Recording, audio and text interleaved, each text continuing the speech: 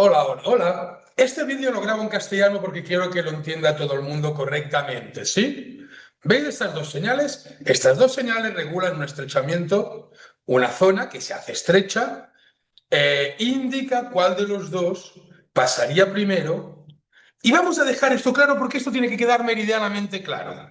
Porque aquí siempre hay problemas con lo mismo. Por algún motivo, ustedes se creen que la señal cuadrada les da prioridad y no les da prioridad. La señal cuadrada no es de prioridad, es de información, es informativa, por eso es cuadrada y tiene esa forma. La redonda sí es de prohibición, pero la cuadrada no da prioridad. Como que no da prioridad, solo me informa que en caso de que lleguemos más o menos a la vez, yo y el del otro lado, yo paso primero.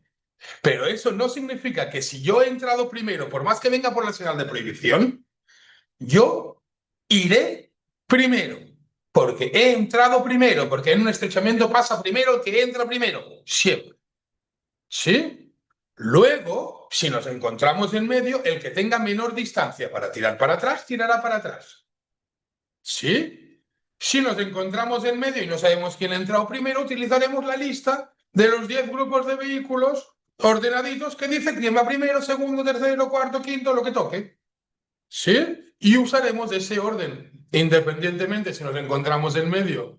Sí, por más que sean una bici y un tráiler, si el tráiler tiene mayor distancia, ¿no? Da igual, el que manda es el orden de prioridad, así que si la bici tiene que tirar para atrás, tirará para atrás, y si el tráiler tiene que tirar para atrás para que pase la bici, tirará para atrás.